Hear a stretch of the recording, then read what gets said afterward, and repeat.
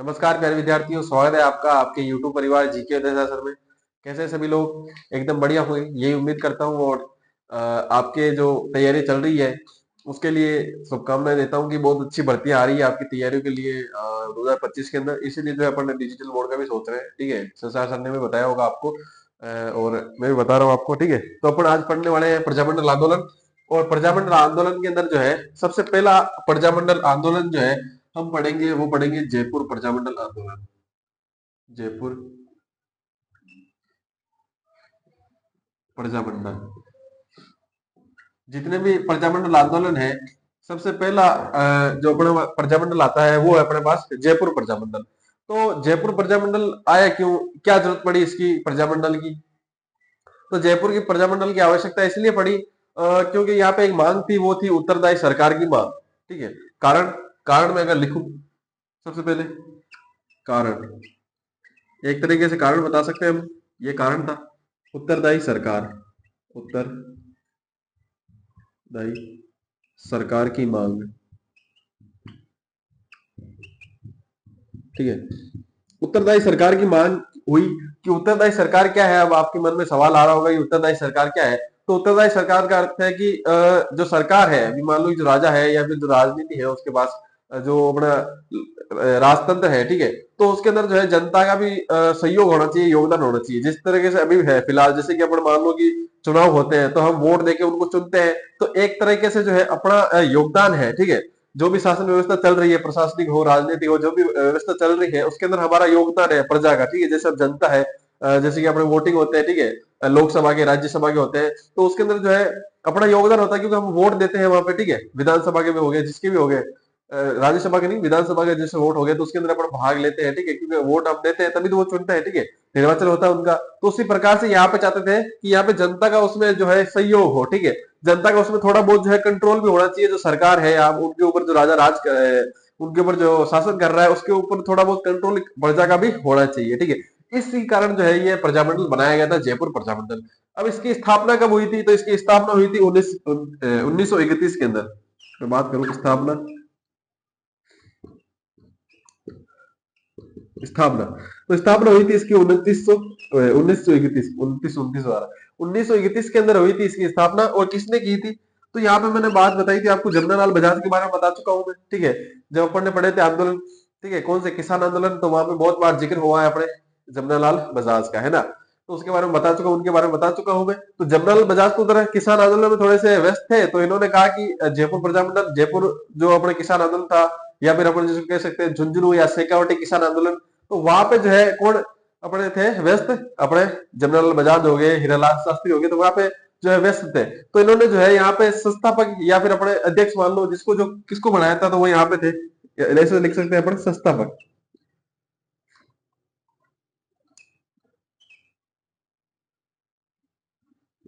संस्थापक संस्थापक थे यहाँ पे कर्पूर चंद्र, कर्पूर चंद पाटनी, कर्पूर चंद पाटनी। और इनके साथ किसने बैठाया था इनको? ठीक है, कर्पूर चंद पाटनी तथा, ऐसे लिख सकते हैं अपन, जमनालाल बजाज, जमनालाल बजाज। तो जयपुर प्रजामंडल का संस्थापक जो है, इन दोनों को माना जाता है, कर्पूर चंद पाटनी और जो है जमनालाल बजाज। ठीक है, अब यहाँ पे क्या हुआ कि जमनालाल बजाज ने अपने स्थापना कर दी इसकी, या संस्थापक कहलाए, इसलिए कहलाए क्योंकि स्थापना की, और कर्पूर चंद पाटनी को बैठा दिया यहाँ पे। ठीक है, दो चार आदमी को और बैठा दिया। इसके बाद में जब वो तो चले कि किसान आंदोलन में व्यस्त थे वहां पे, तो हुआ क्या? हुआ ये कि बस बैठे थे, कुछ काम नहीं हुआ। जयपुर प्रजामंडल बस नाम का प्रजामंडल बन गया, लेकिन इसके अंतर्गत कोई भी काम नहीं किया गया। मतलब कि इन्हें तो अपने धरने दिए गए, इन्हें कोई मांगे रखे गई, मान लो कि दीवान के सामने, रियासत के सामने जो है, किसी के भी सामने कोई मांगे नहीं रखी गई। चुपचाप बैठे थे, प्रजामंडल बना हुआ था और उसके अंदर भाई मौज काट रहे थे। ठीक है, किसी को पता ही नहीं था। पहली बात जो आती है कि किसी को पता ही नहीं था कि करना क्या है, प्रजामंडल होगा ही है, ठीक है, कि नहीं पता भी नहीं हो। जब किसी को पता नहीं था कि करना क्या होता है, बस बना दिया तो बना दिया, वही है वो बात, अंग्रेजों भारत छोड़ो, अब छोड़ दिया कब का ही। किसी को पता ही नहीं है कि आंदोलन किस लिए हो रहा है। ठीक है, या ये प्रजामंडल बना क्या है, ये चीज क्या है, किसी को पता नहीं था, कोई काम हुआ नहीं। कुछ समय बाद में वापस आए जमनालाल बजाज, ठीक है, हीरालाल शास्त्री आए, तो यहाँ पे क्या हुआ, कहा कि भाई साहब कोई काम हुआ क्या? किसका काम, क्या प्रजामंडल बना के गए, कोई मांगे वांगे रखी रियासत के सामने, या फिर धरने वरने दिए? क्या हमको तो पता ही नहीं कि प्रजामंडल चलाते कैसे है, ठीक है। तो हमने तो कुछ किया ही नहीं, आपने बढ़ाया, हमको बना दिया, आपने बैठा दिया, हम बैठे हैं भाई साहब, ठीक है। तो कहा भाई साहब सत्यानाश। तो इसका जो है पुनर्गठन किया गया, किसका? अपने जयपुर प्रजामंडल का। तो यहाँ पे लिखेंगे हम पुनर्गठन। और जो इसका पुनर्गठन है वो किया गया था 1936 में, ठीक है। 1936 ईस्वी में इसका पुनर्गठन किया गया। अब यहाँ पे पुनर्गठन किया गया, ठीक है। तो यहाँ पे जो है अलग अलग बनाए गए, जैसे कि एक तो मंत्री बनाया गया और एक जो है अध्यक्ष बनाया गया, ठीक है। बात करते हैं अपन पुनर्गठन करने के बाद जो है यहाँ पे मंत्री तो बनाया गया हीरालाल शास्त्री को, मंत्री हीरालाल शास्त्री, ठीक है। और जो मैं बात करूं यहाँ पे जो है अध्यक्ष, अध्यक्ष बनाया गया था चिरंजी लाल, चिरंजीवी नहीं है, चिरंजी लाल है, ठीक है, ध्यान रखना, चिरंजी लाल मिश्र। हीरालाल शास्त्री को मंत्री बनाया गया था यहाँ का, और जो अध्यक्ष है वो चिरंजी लाल मिश्र को बनाया गया था। किसमें? जब पुनर्गठन हुआ था किसका? जयपुर प्रजामंडल का, उसके बाद में। अब कहा कि थोड़ा बहुत काम किया जाए। यहाँ पे काम क्या किया इन्होंने? प्रथम अधिवेशन बुलाया था, ठीक है, 1938 के अंदर 8 या 9 मई को, ठीक है। 8 और 9 मई दोनों डेट आती है वहां पे, तो आप कोई भी देख सकते हो, 8 से लेकर 9 मई तक, ठीक है। इसमें जो है इसका प्रथम अधिवेशन हुआ था, ठीक है, अपने जयपुर के अंदर ही, ठीक है। तो अपन इसके बाद में आगे लिखेंगे। सबसे पहले यहाँ तक लिख लो, इसका पुनर्गठन जो इसका प्रथम अधिवेशन है उसके बारे में बाद में बात करेंगे। यहाँ तक लिख लो कि जो जयपुर प्रजामंडल है उसका कारण क्या था बनने का? कारण था कि उत्तरदायी सरकार की मांग थी, ठीक है, कि उत्तरदायी सरकार बने। उसके बाद में स्थापना कब हुई? तो 1931 के अंदर हुई थी। इसके संस्थापक कौन थे? ठीक है, इसके संस्थापक थे अपने कर्पूर चंद पाटनी और जमनालाल बजाज। इसके बाद में आया पुनर्गठन। पुनर्गठन कब हुआ? 1936 के अंदर। इसके बाद में जो है मंत्री इसमें कौन बने थे पुनर्गठन के बाद? हीरालाल शास्त्री। और जो इसके अध्यक्ष है वो चिरंजी लाल मिश्र बने थे, ठीक है। इतना लिखो, इसके बाद में आगे बढ़ते हैं, फटाफट लिख लो।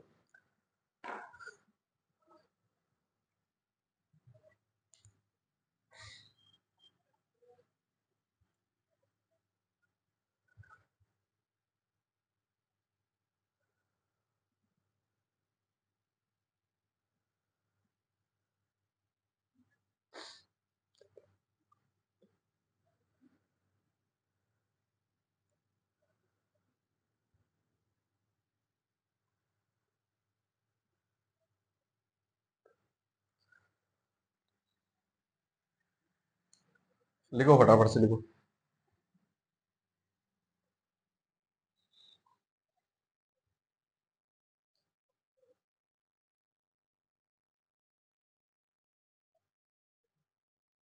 वैसे अपनी हिस्ट्री जो है पूरी होने वाली है। जो अपनी मॉडर्न हिस्ट्री है, ये मॉडर्न हिस्ट्री नहीं, मतलब कि जो अपनी सभ्यताएं हैं, ठीक है, सभ्यताओं की लगभग लगभग 3 ही क्लास है। लेकिन जो है अपने जो है डिजिटल बोर्ड की सोची जा रही है कि डिजिटल बोर्ड है, तो इसलिए इसके बाद में सीधा हम स्टार्ट करेंगे उसी के ऊपर है, सभ्यताएं, ठीक है। और सभ्यताएं पढ़ने के बाद जो है ऐसे कुल मिला के सभ्यताओं से अपन नई हिस्ट्री स्टार्ट करेंगे। तो ये जो अपनी अभी बेस की जो है ये प्ले लिस्ट है उसके अंदर भी जोड़ी जाएगी और सभ्यताएं वाली क्लास है।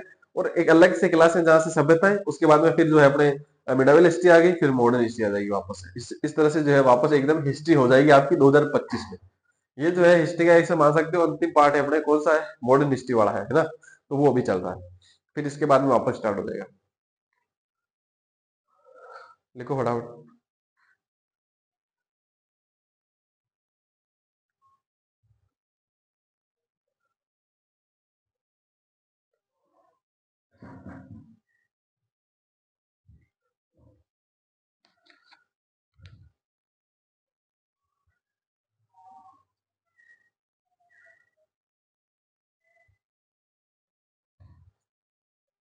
लिख लिया होगा, आगे बढ़े।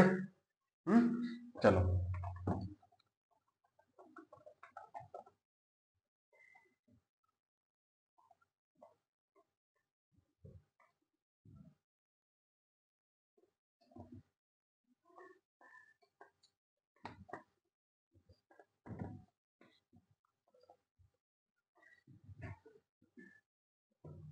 चलो आगे बढ़े।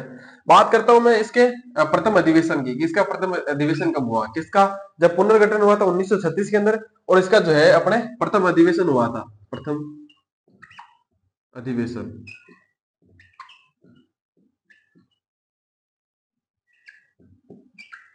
प्रथम अधिवेशन हुआ था, कब हुआ था? 8-9 मई 1938 को। 36 को पुनर्गठन हुआ था और प्रथम अधिवेशन जो है 38 के अंदर हुआ था 8-9 मई को, ठीक है। अब स्थान लिख सकते हैं कि स्थान कौन सा था, ठीक है, जो प्रथम अधिवेशन था, तो वो था अपना नथमल, नथमल कटला, टकला मत लिख देना है ना, नथमल कटला जयपुर। स्थान पड़ता है अपने जयपुर के अंदर, जगह है नथमल कटला जयपुर के अंदर। प्रथम अधिवेशन हुआ था 8 और 9 मई को, ठीक है। अब यहाँ पे प्रथम अधिवेशन तो हो गया, ठीक है। अब यहाँ पे इसमें अध्यक्ष किसको बनाया जाए, ठीक है, तो अध्यक्ष बनाया था जमनालाल बजाज को। अध्यक्ष, अध्यक्ष जमनालाल बजाज, ठीक है, इस अधिवेशन का, ठीक है, ध्यान रखना ये बात। अब बात आती है कि जमनालाल बजाज ने कहा, जमनालाल बजाज को आप जानते होंगे कि गांधी का जो है पांचवा पुत्र कहा जाता है, ये सब जानते हो, फेमस क्वेश्चन है, कभी भी आ सकता है, ठीक है। गांधी का पांचवा पुत्र भी कहा जाता है इनको, गांधी का पांचवा पुत्र, ठीक है। ये आप ध्यान रखना, जिसको नहीं पता हो, अगर पहली बार पढ़ रहा हो तो बता देता हूँ, ठीक है।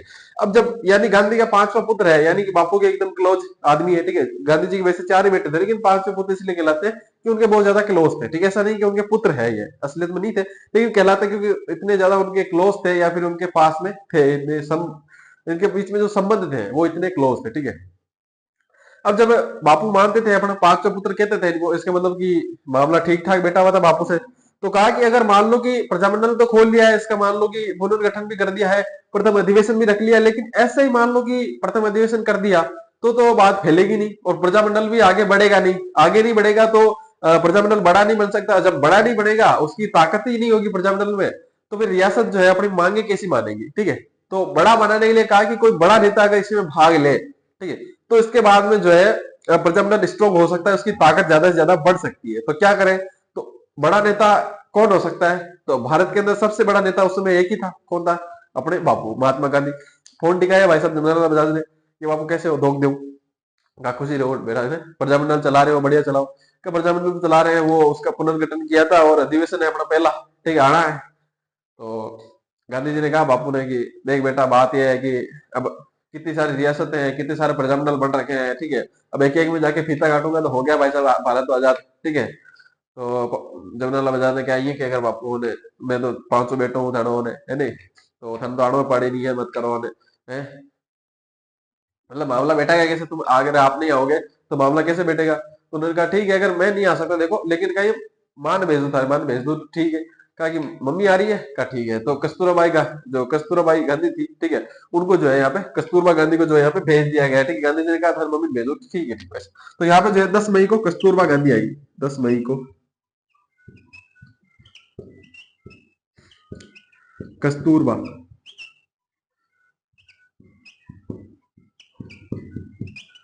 गांधी आए। अब आप सोचोगे कि 8-9 मई को था अधिवेशन, तो 10 मई को क्यों आई, तो वैसे ट्रेन लेट हो गई है ना, ट्रेन लेट हो गई होगी, इसमें कोई जब आई 10 मई को आई, ट्रेन लेट हो गई होगी, 10 मई को आई होगी कस्तूरबा गांधी, तो कहा लुगाइयों को भेड़ा कर दो, 4-5 लुगाइयों को जो भेड़ा किया, और वहां पे जो है 4-5 मतलब थोड़े ज्यादा घर घर की लुगाइयों को भेड़ा करके जो है वहां पे संबोधित करवा दिया कि कस्तूरबा गांधी आई है, ठीक है, और संबोधित जो है उनको कर दिया। तो कस्तूरबा गांधी जो है उन्होंने महिलाओं को संबोधित किया था 10 मई को, ठीक है, क्वेश्चन पूछ ले तो बता देना बस। उसके बाद में बात आती है कि जब कस्तूरबा गांधी आई, तो कस्तूरबा गांधी उस समय जो है एक महत्वपूर्ण महिला थी, ठीक है, गांधी जी की पत्नी है, तो एक तरह से बहुत बड़ा स्थान भी रखती है, ठीक है। तो इतना बड़ा स्थान रखती है, वो आई तो आसपास में जब खबरें फैली तो लगा कि हाँ जयपुर प्रजामंडल कुछ तो है, ठीक है। इसके बाद में जो है वो जयपुर प्रजामंडल बड़ा बनता गया, उसकी ताकतें बढ़ती गई। तो इसके बाद में क्या हुआ कि जब रियासत को लगा कि बड़ा बन रहा है, यहाँ पे कस्तूरबा गांधी भी आई है, ठीक है, और भी ज्यादा इसमें जो है गतिविधियां होती जा रही है, तो उन्होंने क्या किया, कहा वैसा प्रजामंडल में रोक लगा, ठीक है, सीधा सीधा मतलब काम तमाम कि प्रजामंडल में रोक लगा दो, तो रियासत ने जो है प्रजामंडल में रोक लगा दी,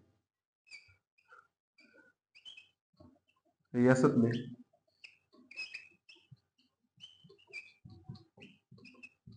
प्रजामंडल पर रोक लगा दी। जब रोक लगा दी तो क्या कर सकते हैं, मामला ठप हो गया यहाँ पे। तो जमनालाल बजाज ने कहा भाई साहब देखो ऐसा तो नहीं कर सकते, अपन गांधीवाद है, ठीक है, गांधीवादी है अपन, गांधी जी के अपने जो है पंथ चिन्हों पे अपने चलने वाले आदमी, हिंसा तो कर नहीं सकते, अहिंसा से काम लेना तो क्या करें, कहा कि सत्याग्रह करेंगे, सत्याग्रह करेंगे, जैसे बापू ने सत्याग्रह कहा था, किया था, वैसे सत्याग्रह करेंगे। तो जो है भाई साहब, क्या है भाई सत्याग्रह क्या होता है? सत्याग्रह का मतलब सत्य से आग्रह करना, मतलब कि ऐसे आराम से भाई साहब रिक्वेस्ट करना, ठीक है, वो जो सुना है ना आपने, रिक्वेस्ट, प्लीज, वो वाला प्लीज कह के कहेंगे, देखते हैं। तो कहा कि प्लीज कहेंगे तो हो सकता है गिरफ्तार करें, तो ठीक है गिरफ्तारी दे दो। तो सत्याग्रह का मतलब क्या है कि सत्य से आग्रह करना और अपनी जो है गिरफ्तारी देना, कि भाई साहब हम जो है आराम से कर रहे हैं, अहिंसक रूप से जो है अपने आंदोलन चला रहे हैं ना, और जो है आप हमारी हो सकते हैं, तो आप अगर हमको गिरफ्तार करना चाहते हैं तो भी आप गिरफ्तार कर लो। तो यहाँ पे जो है इन्होंने सत्याग्रह का किया, लिखना यहाँ पर लोगों ने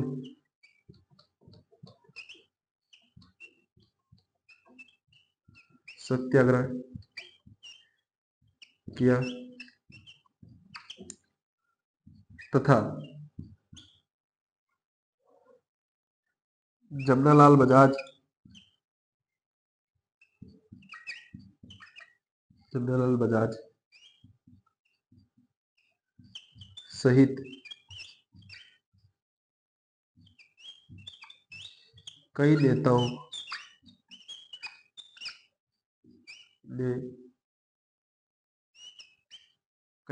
ने गिरफ्तारियां की।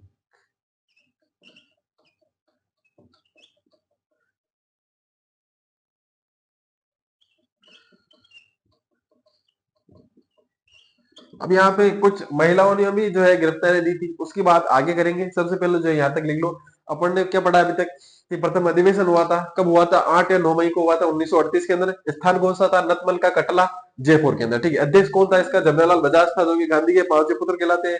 10 मई को जो है कस्तूरबा गांधी आई थी, और इसके बाद में जो है रियासत ने रोक लगा दी थी प्रजामंडल के ऊपर। और इसके बाद में जो है यहाँ के लोगों ने जो है सत्याग्रह किया था, और जमनालाल बजाज सहित कई लोगों ने जो यहाँ पे, या बड़े नेताओं ने यहाँ पे अपनी गिरफ्तारी की, ठीक है।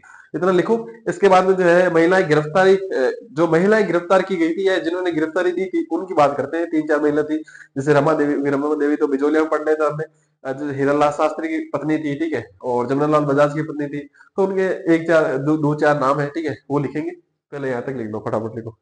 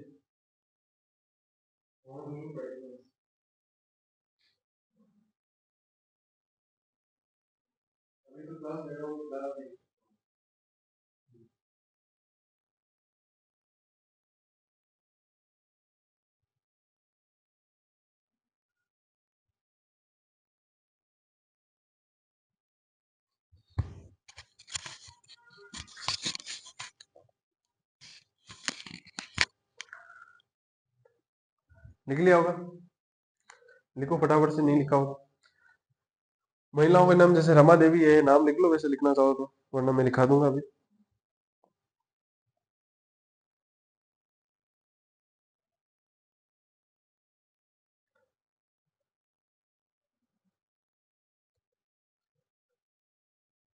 ठीक है, लिख लिया होगा। महिलाओं के नाम लिखो, गिरफ्तार होने वाली महिलाएं।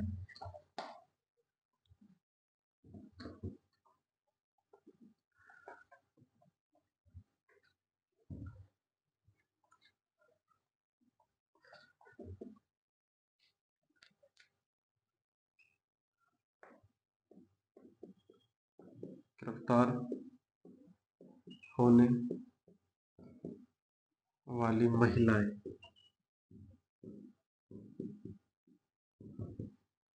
बात करूं सबसे पहले, ठीक है, तो वो थी जानकी देवी, जानकी देवी बजाज।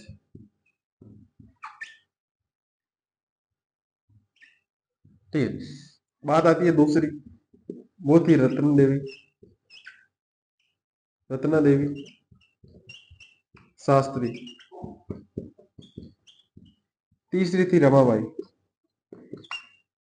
थर्ड रमाबाई, ब्रैकेट में एक लेना बिजोलिया,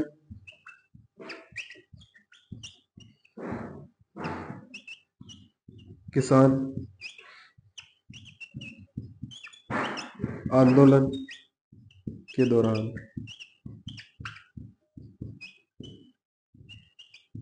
जल गई।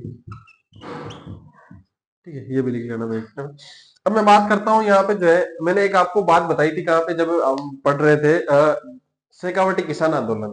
तो मैंने कहा था कि इस आंदोलन का जो है विलय जो है किसके अंदर कर लिया गया था, जयपुर प्रजामंडल के अंदर। तो किसके प्रयासों से किया गया था, हीरालाल शास्त्री।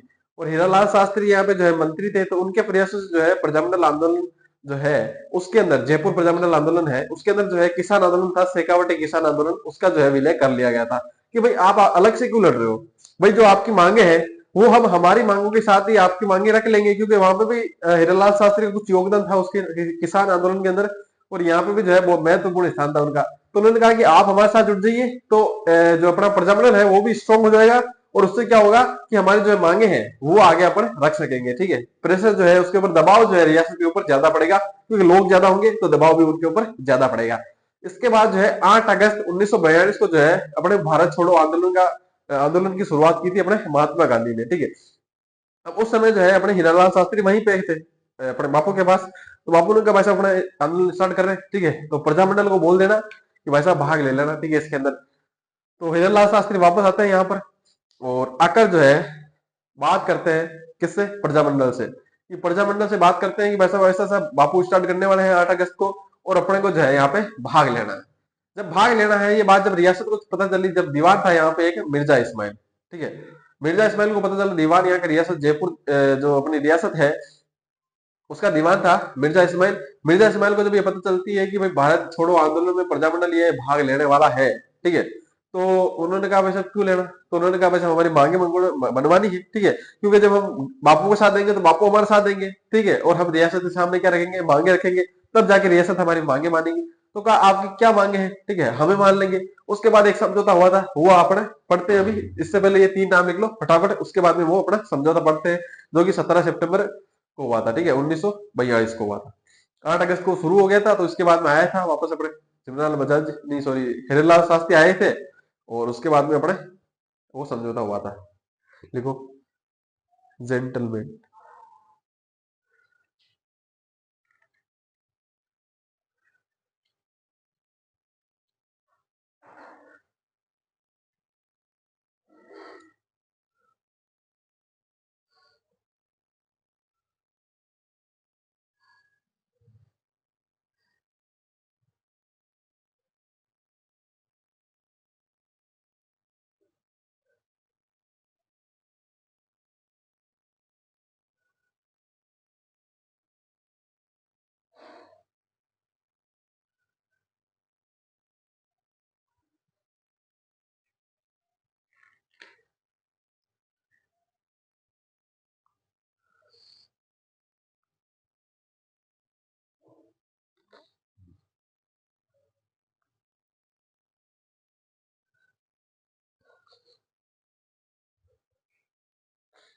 लिख लिया होगा, ठीक है, आगे बढ़े, चलो।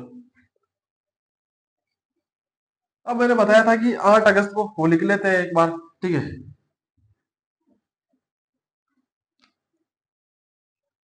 8 अगस्त,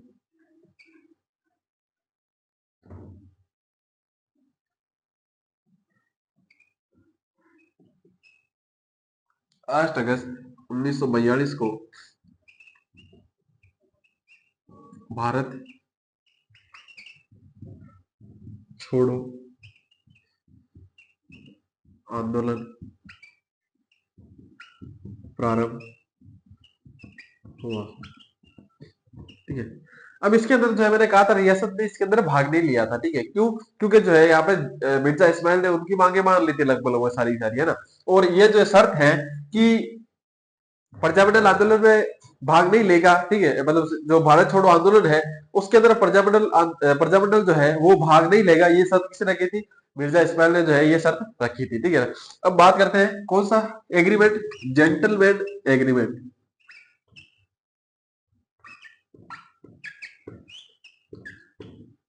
जेंटलमैन एग्रीमेंट, इस समझौते को जो है ये नाम दिया गया था जेंटलमैन एग्रीमेंट।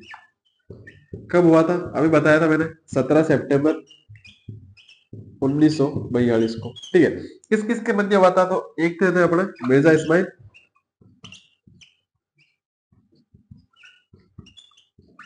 और एक थे अपने हिरनलाल शास्त्री।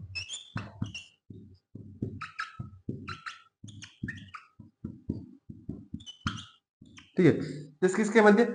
मिर्जा इस्माइल और जो हिरनलाल शास्त्री। अब इसके अंदर शर्तें क्या रखी गई? शर्तें, शर्त नंबर एक, या ऐसे लिख सकते हैं शर्तें किसके द्वारा रखी जाएगी? प्रजामंडल के द्वारा रखी जाएगी। तो शर्तें लिखना, प्रजामंडल की शर्तें। इसी के अंदर लिखवा रहा हूं प्रजामंडल की शर्तें।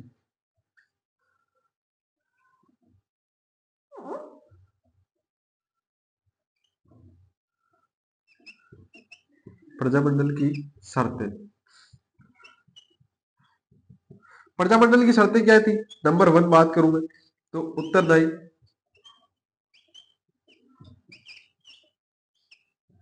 सरकार की मांग। ये तो पहले से थी, यही मुख्य कारण था प्रजामंडल बनने का। ठीक है, तो ये तो अपनी कॉमन बात है, ये तो रखनी है। उत्तरदायी सरकार की मांग। ठीक है, उत्तरदायी सरकार की मांग। उसके बाद में क्या हुआ? उत्तरदायी सरकार क्या है मैं बता चुका हूं। ठीक है, जनता का भाग होना चाहिए जो अपने ऊपर शासन कर रहा है उसके अंदर। ठीक है, अब बात आती है दूसरी बात। उन्होंने कहा जो ये भारत छोड़ो आंदोलन है उसके अंदर आप जो है अंग्रेजों का साथ नहीं दोगे। किसने कहा ये बात? ये बात की प्रजामंडल ने कहा। ठीक है, हिरनलाल शास्त्री ने कहा मिर्जा इस्माइल को कि भाई साहब देखो आंदोलन अपने बापू कर रहे हैं। ठीक है, आपको क्या दिक्कत है? ठीक है, आप अंग्रेजों में जो है आप अंग्रेजों की सहायता क्यों करोगे? ठीक, आधी रोटी में क्यों दाल ले रहे हो? आपके क्या करना? भाई बापू आंदोलन कर रहे हैं तो रियासत के खिलाफ तो नहीं कर रहे हैं, अंग्रेजों के खिलाफ कर रहे हैं। अब आप अंग्रेजों के साथ मत देना। ठीक है, तो इन्होंने कहा भाई ठीक है नहीं देंगे। तो दूसरी शर्त जो थी ये थी कि भारत छोड़ो आंदोलन में रियासत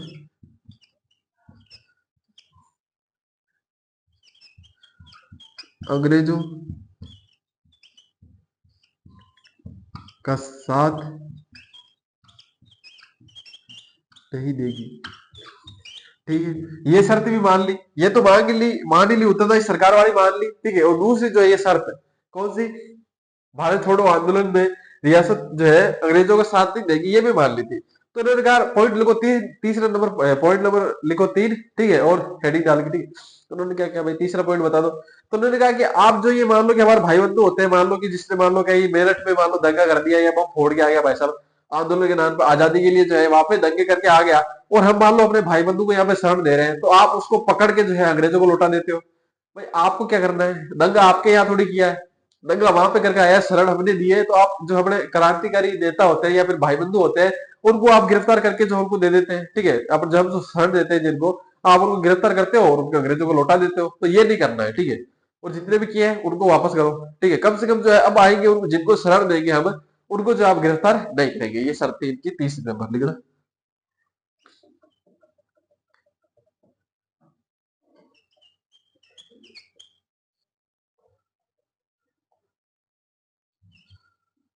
बाहर से आए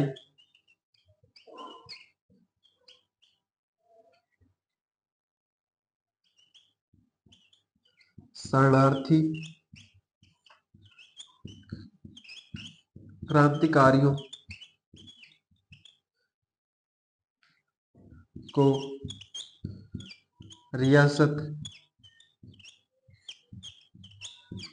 गिरफ्तार नहीं करेगी।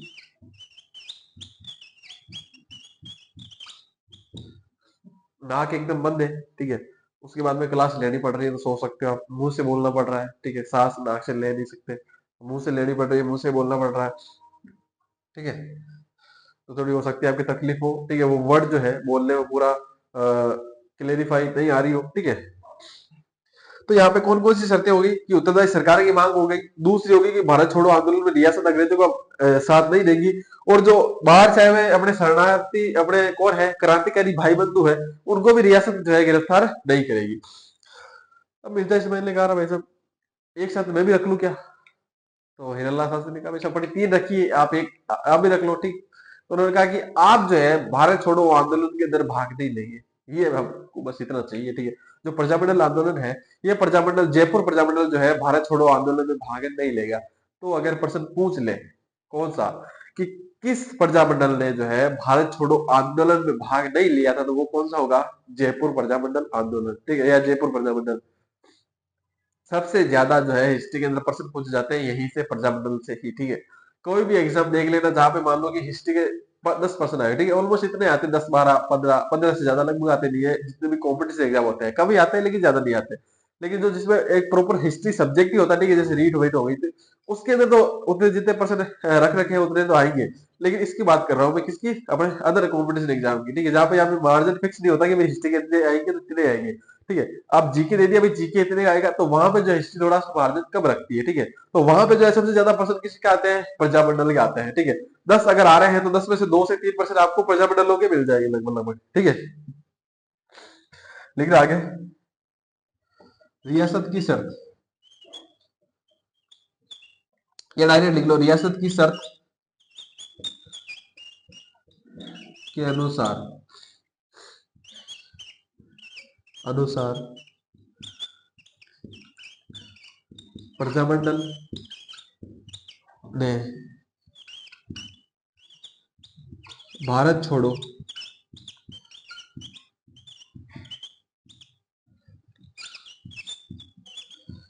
आंदोलन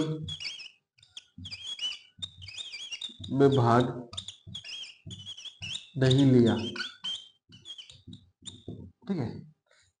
समझ में आ गया, इतनी चीजें लिखो, इसके बाद में अपन थोड़ा आगे बढ़ते हैं, ठीक है। इसके बाद में एक भाई साहब अपने थे, अपने महान आदमी थे, उनके बारे में बात करेंगे। उन्होंने कहा नहीं हम तो लेंगे भाई साहब भारत छोड़ो आंदोलन में भाग। हिरलाल शास्त्री ने कहा रहे अपन को जो चाहिए था वो दे दिया, उन्होंने कहा नहीं, एक अपने होता ना कहीं कि छो मान ली मांगे है, ठीक है, अंग्रेजों भारत छोड़ो, वो जो किसको पता होता है कि भाई साहब क्या हो रहा है, कुछ नहीं हो रहा है, ठीक है, अपन को आंदोलन करना है बस, प्रजामंडल चलना चाहिए, ठीक है, उनके बारे में बात करेंगे। पहले बता दो तो इंटरेस्ट खत्म हो जाएगा ना, तो फटाफट से लिखो इनको, जल्दी लिखो।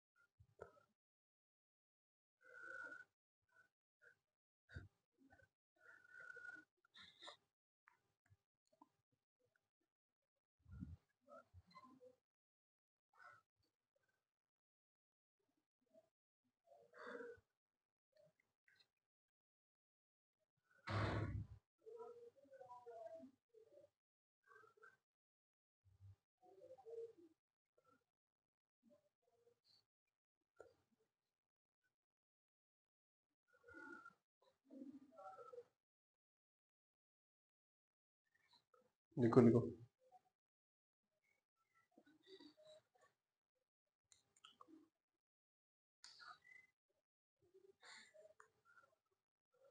देखो कंपटीशन एग्जाम की तैयारी कर रहे हो, नया साल है, किसी ने संकल्प लिया होगा, ठीक है, कि भाई साहब नौकरी लगेंगे, तो बढ़िया साल है, एक अच्छा साल है। अगर जो कि अंतिम उम्मीद में है, ठीक है, जिसकी लास्ट होप है, यानी जो मतलब 25 साल का कोई हो गया है, 27 साल का, 30 साल का हो चुका है और वो तैयारी कर रहा है अभी भी, और उसको मान लो ऐसा लग रहा है कि यार क्या ही हो पाएगा, तो होप नहीं छोड़नी है, बिलीव अपने अंदर, ठीक है, वो वाला काम है। I just I am just believe in only Jassi भाई, ठीक है। तो जस्सी भाई में तो रखना है जो रखना है, लेकिन अपने अंदर भी बिलीव रखना है, क्योंकि अगर अपन अपने अंदर बिलीव नहीं रखेंगे, आप एक बार सोचो कि आपने क्या क्या किया है। अगर आप इतना कुछ झेल के आ चुके हो, आप अगर 5 साल तैयारी कर चुके हो, 6 साल कर चुके हो, 3 साल कर चुके हो, 4 साल कर चुके हो, ठीक है, 5-7 साल मान लो अगर तैयारी कर चुके हो, आपने अगर 7 साल गुजार दिए हैं, ठीक है, तो 1 साल और सही, ये सोच के अगर आपको करना पड़ेगा, ठीक है। कुछ नहीं से तो कुछ ही सही, ठीक है। अगर आप मान लो यहाँ पे अगर एक दिन में, ठीक है, अगर एक दिन में आप क्या करते हो, इंप्रूव करते हो कितना, यहाँ पे मान लो कि एक है, ठीक है। अगर मैं 365 दिन आप दम लगाओ कितना, अगर तीन, आप मान लो कि यहाँ पे लिखा हुआ है 1.0, ठीक है, 1.00 ये लिखा हुआ है, ये संख्या है। इसका इसको अगर मान लो 365 इतने दिन, 365 दिन अगर ये काम कर रहे हो आप, तो ठीक है, तो आपका जो है काम वो आएगा 365 ही, 365 ही आएगा, या एक ही आएगा, ठीक है, एक ही आएगा। क्या रहा आपका आंसर, इसका आंसर आएगा एक, ठीक। कितना भी स्क्वायर कर लो, एक को कितनी भी बार गुणा कर लो, जो है आप लगातार कार्य कर रहे हो, ठीक है, कुछ कर रहे हो, अगर आप कुछ कर मतलब कुछ काम आज रोज नहीं कर रहे हो आप, ठीक है, मतलब कि आप उठे, ठीक है, आपकी दिनचर्या जो है, दैनिक दिनचर्या वो किया आपने, लेकिन आपने इंप्रूवमेंट नहीं किया रोज, ठीक है, जो आप रोज करते जा रहे हो वही करते जा रहे हो, तो उसमें कुछ नहीं होगा। लेकिन आपने अगर अगर आपने इस 0.01 इतना सा इंप्रूव कर लिया, ये 0.0 अगर आपने इंक्रीज किया, तो आपको पता रिजल्ट क्या होगा। अगर इसको आपको 365 स्क्वायर करोगे, तो यहाँ पे 37.6 के आसपास आएगा, ठीक है। तो ये देखो कितना, आपने सिर्फ 0.1% जो है आपने इंप्रूव किया है, ठीक है। लेकिन आप 365 दिनों बाद ये रिजल्ट देखोगे 37.6 के आसपास, 37 से आगे आगे आता है, ठीक है। तो ये आप इंप्रूव देखोगे, सोचो, तो इतना बड़ा इंप्रूव हो रहा है आपके सामने, 37 गुना लगभग लगभग जो है 37 गुना आपको देखने को मिल रहा है आपके अंदर इंप्रूव, 1 साल के अंदर। तो आपको होप नहीं छोड़नी है। इसी के ऊपर जो है एक शायद ये लाइन है कुछ, ठीक है, वो सुना देता हूँ आपको अगर मोटिवेशन चाहिए हो तो, कि शून्य नहीं है जीवन मेरा, के शून्य नहीं है जीवन मेरा, हम भी रण में लड़े हैं, बिखर जाती है दुनिया जहां, वहां हम आज भी खड़े हैं। मतलब कि जिस समय जितनी तैयारी करने के बाद लोग जो है वहां पे मान लो कि बिखर जाते हैं, टूट जाते हैं कि भाई अब नहीं होगी, आप वहां अभी भी खड़े हैं। जिस प्रकार से अभी मान लो कि अपनी ऑस्ट्रेलिया और इंडिया की सीरीज चल रही थी, तो इतना बुरा जब इंडिया इतना बुरा खेली थी, तो इसमें तो मतलब कि लगभग लगभग जो है टीमें 3-0 से पीछे होती है, ठीक है, या हो सकता है कि 4-0 से पीछे होती है, ठीक है, या 4-1 से, 3-1 से मान लो ऐसे होता है। लेकिन इंडिया के पास था सीरीज ड्रॉ करके जो है ट्रॉफी वापस जो इंडिया लाने की, यानी इंडिया फिर भी ट्रॉफी ला सकती थी लास्ट दिन तक। कौन सा लास्ट दिन, जबकि 5वें टेस्ट का जो तीसरा दिन था जहां पे मैच खत्म हो गया था, वहां पे जो है उस समय भी मौका था इंडिया के पास कि वो ट्रॉफी वापस ला सकती थी। सोचो, इतनी गलतियां करने के बाद भी, तो आपने पास्ट में कितनी गलतियां की है उससे कोई फर्क नहीं पड़ता, लेकिन अगर आप खड़े हैं, आपके पास कुछ तो अर्न किया होगा आपने, तो 7 साल में आपने कम से कम इतना तो सीखा होगा कि इस 1 साल में क्या नहीं करना है। अगर वो नहीं करोगे आप, तो जो करना है आपको वो आपको पता है कि क्या करना है, आपको तैयारी करनी है, ठीक है, आपको पढ़ना है, तो आप आराम से पढ़ सकते हो, है ना। आगे बढ़ते हैं अपन।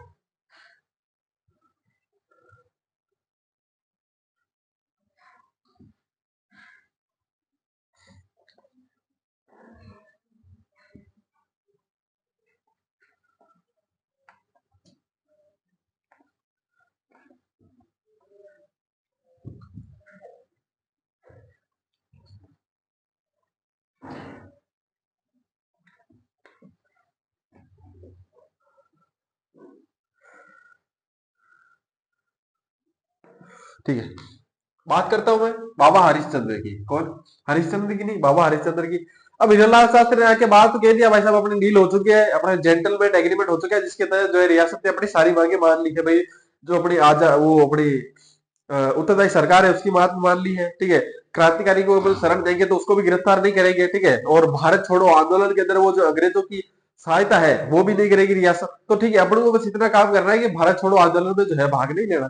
लेकिन बाबा हरिश्चंद्र का ऐसा कैसे हो सकता है, अपन तो भाई साहब बापू के साथ देंगे, ठीक है, बापू को साथ देना नहीं, लेकिन प्रजामंडल चलना चाहिए। तो उन्होंने कहा भाई साहब देखो, अपना प्रजामंडल तो ये नहीं करने वाला, मैं मंत्री हूँ, ठीक है, और मैं ये नहीं करने दूंगा। तो उन्होंने कहा ठीक है भाई साहब, अपने क्या अपने नई दुकान खोल लेंगे, ठीक है। तो इन्होंने जो है आजाद मोर्चा की स्थापना की, लिखना,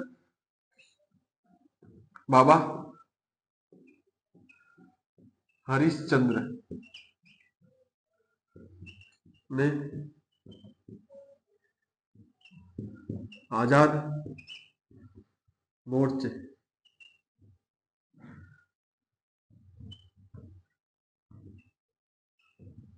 आजाद मोर्चे की स्थापना की स्थापना की और भाई साहब हम तो साथ देंगे। कहाँ पे? उसके अंदर जो है भारत छोड़ो आंदोलन के अंदर। अब 1945 तक जो है भारत छोड़ो आंदोलन समाप्त हो चुका था। और इसके बाद जो है जयपुर प्रजामंडल के अंदर जवाहरलाल नेहरू आते हैं, ठीक है।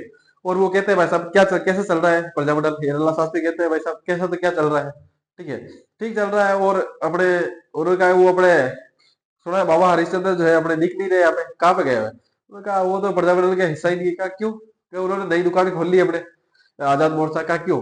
भाई उन्होंने कहा कि हम तो भारत छोड़ो आंदोलन में भाग लेंगे और हमारी जो मांगे थी वो रियासत ने मांग ली, ठीक है। और रियासत की सिर्फ इतनी सी शर्त थी कि हम भारत छोड़ो आंदोलन में भाग नहीं लेंगे। तो इस वजह से हमने भाग नहीं लिया और वो जो है भाग लेने के लिए उन्होंने आजाद मोर्चा नामक जो है नया संगठन जो उन्होंने बना लिया।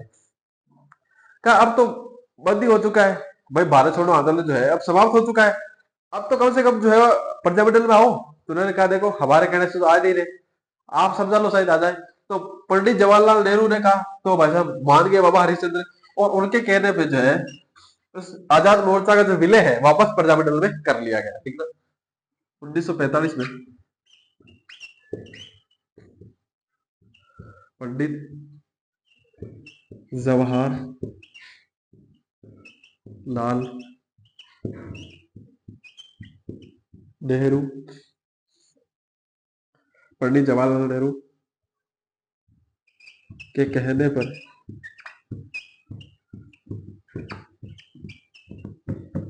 आजाद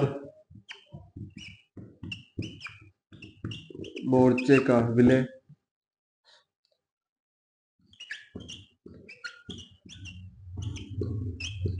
प्रजामंडल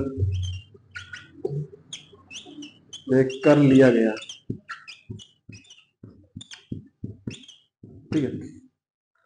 अब जो अपना गैर सरकारी जो सॉरी मान लो बाद में दिखता है, इसके अंदर आपको पूछ सकता है। देखो अब उत्तरदायी सरकारी जो मैं बता देता हूँ, जो उत्तरदायी सरकार बनी थी, ठीक है, उसके अंदर प्रथम गैर सरकारी मंत्री कौन बना था वो पूछ सकते हैं। तो देवी शंकर बने थे अपने, ठीक है, लिख लेना, ये थोड़ा सा इंपॉर्टेंट हो सकता है। उत्तरदायी सरकार बनने के बाद प्रथम गैर सरकारी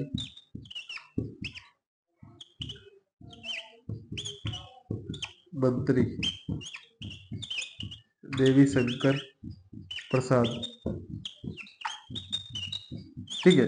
बाकी जो चीजें हैं वो गैर अपनी जो उत्तरदायी सरकार बनी थी वो आप पॉलिटी में पढ़ते हैं, ठीक है। तो वहां पे ऐसा सर आपको बता देंगे।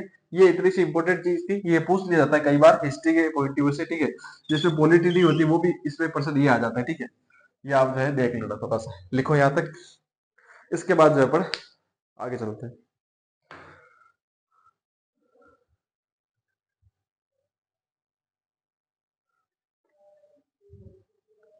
थोड़ा यहाँ पे देख लेना, ये यहाँ पे प्रसाद नहीं है, तिवारी है, तिवारी। तिवारी नहीं, तिवारी, ठीक है।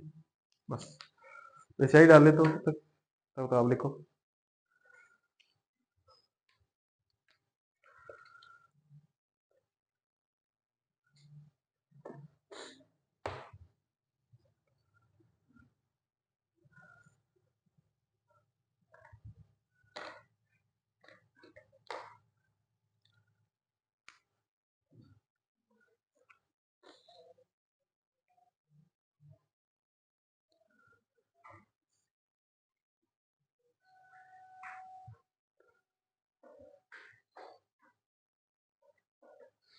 जल्दी से लिख लो इसको, आगे बढ़े फिर।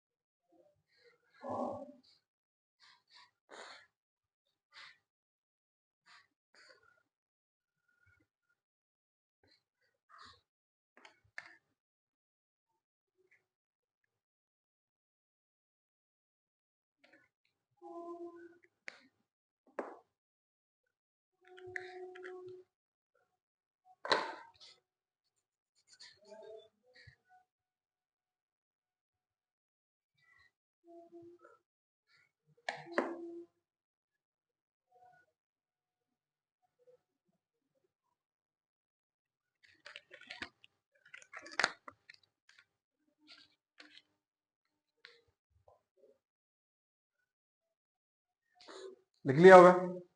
ठीक है, चलो आगे बढ़े फिर। बात करते हैं बूंदी प्रजामंडल की। ठीक है, छोटा सा प्रजामंडल था, स्थापना हुई थी, बस ज्यादा कोई काम वाम हुआ नहीं था। ठीक है, संस्था पे पूछ लिया जाता है कई बार, या स्थापना कब हुई थी ये पूछ लिया जाता है, बस छोटी सी चीज है तो वो पढ़ लेते हैं। ठीक है, फिर देखते हैं टाइम क्या हुआ अभी। लिखो, हेडिंग डालो, बूंदी प्रजामंडल।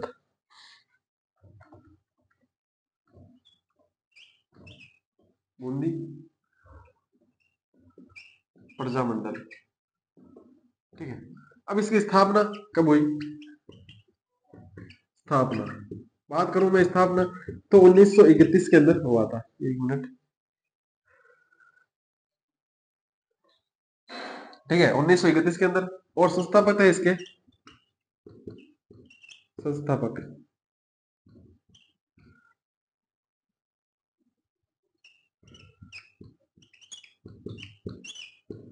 संस्थापक थे इसके कांतिलाल व नियानंद। ठीक है, ये दो जो है इसके क्या थे, एक और थे मेरे हिसाब से, उनका नाम था ऋषिदत्त मेहता तथा ऋषिदत्त मेहता। ये लिख लो बस। ठीक है, फटाफट से लिखो।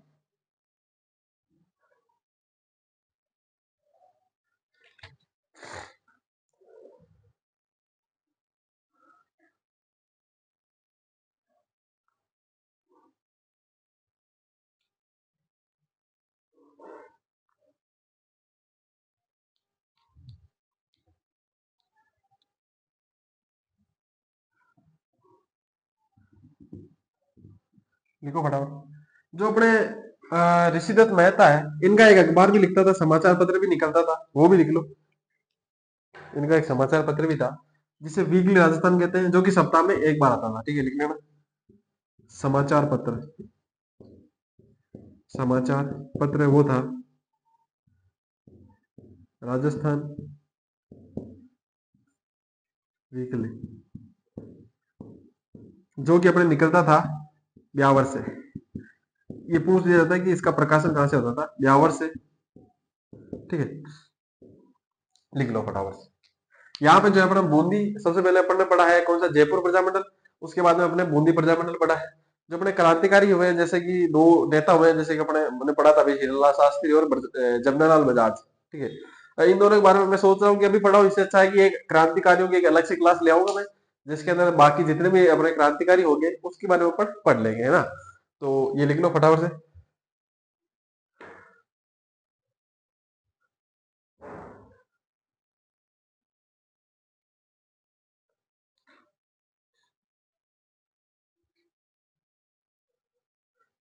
लिखो,